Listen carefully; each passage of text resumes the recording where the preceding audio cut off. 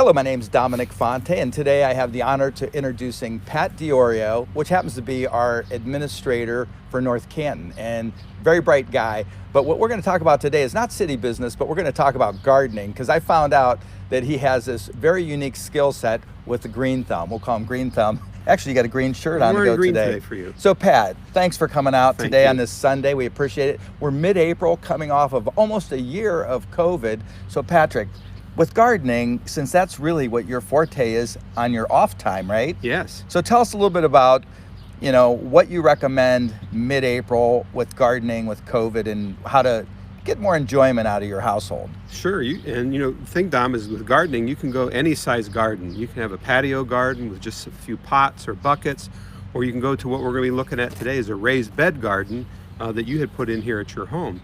And the things that you should be looking at right now is if you haven't started your seeds indoors, you still have time. Okay.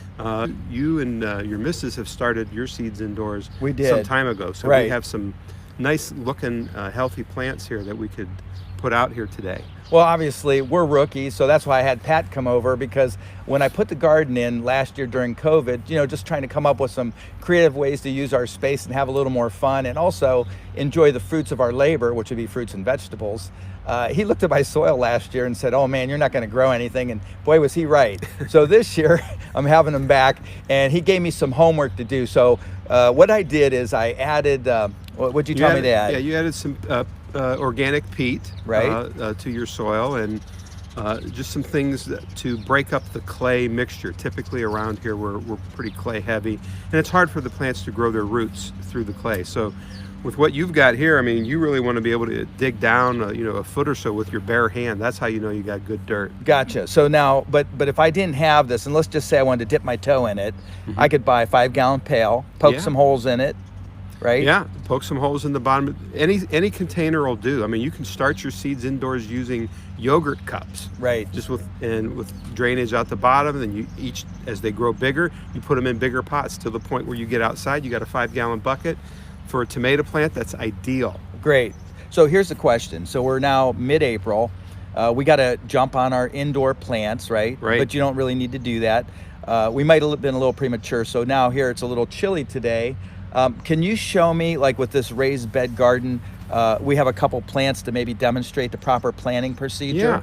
Let's take a look at, Okay. At some tomato plants to start. And you started these in peat pots. And so we're going to just grab one at random here. So those are little kind of... And you can see the roots are starting to come out to the bottom. And this one really could stay in this peat pot for a little bit longer if you wanted to. Okay. But the important thing with tomatoes is that when you plant them, and we're going to just dig a little hole here with our bare hands, and you can see what I was talking about, that how good this dirt is here. So you want to go down, about 6 or 8 inches. And ideally, you want to lay your tomato plants on their side. On your side? Why? Yeah, because wherever a tomato plant touches the ground with its stem, Right. it will root. Wow. So if you planted it upright, then you're only going to develop a narrow root ball. Got it. But if you lay it on the side, you will develop roots all along this. Okay. So the bigger the root ball, the bigger the plant will be, and the more energy it'll have to produce fruit. So what you'll do is you'll lay this down, and just so that the leaves are up out of the soil. But we would bury everything but the leaves. Oh, wow.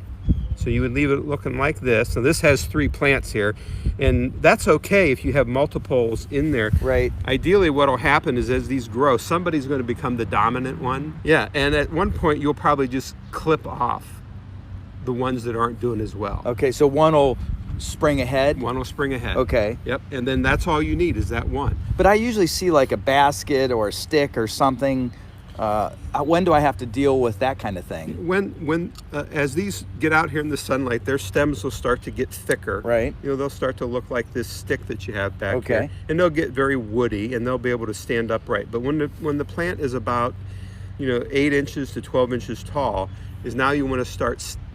There's 2 methods you can go. Right. The easiest one, I feel, to make sure that you get a good harvest is to stake your tomato plants. Right. So, you would have a stake, and as they got taller, you would tie them up to this. I use cable straps electrical ties. Okay, yeah. You just zip around, boom, done. And then, if you have a nice tall stake here, as it gets taller, you just keep tying it up. The fruits will get, some nice air. With tomato plants, humidity is not really good for them. They get diseased. Oh. So you want to make sure that you space your plants out. So like this one, we wouldn't want it any closer than a foot away. Okay. So if we were doing it here, we would do the same thing. Dig. We'd grab another one, lay it in sideways. Right. That's neat. Tuck it in. I so never that knew it's that. like a foot apart. Okay. That way the air circulates through them and it prevents diseases that have come from too close to spacing. And then, watering them, one of the things that people really make the biggest mistake with their gardens is on their watering technique.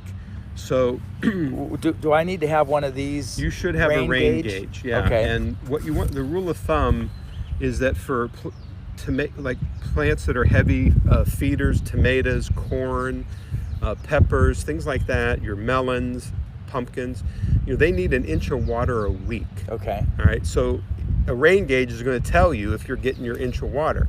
If you're getting an inch of water a week, you really don't have to water. Now in the summer, if we have sustained heat of like in the 90s for a couple days in a row, you're going to probably have to water more than once a week. Do I water in the morning, afternoon, or in the evening? It's best to water in the morning because in the evening, if the plants stay wet overnight, they're disease prone. Okay, mold or whatever. Yeah. Okay, so I see here we got a different plant with blooms on it. Looks like Jack and the Beanstalk to me. Yeah. So now there's some fencing here to keep the deer out here in North Canton. How do I plant a beanstalk or a bean plant? Yeah. Now, if this is this looks to be a vining variety, Right. and I wouldn't put it on your up against the fence. It will grow onto the other side of the fence, and if you do have a problem with deer, they're going to eat half of your. So what do I do in this case? In this case, you would want to put an inside trellis up here.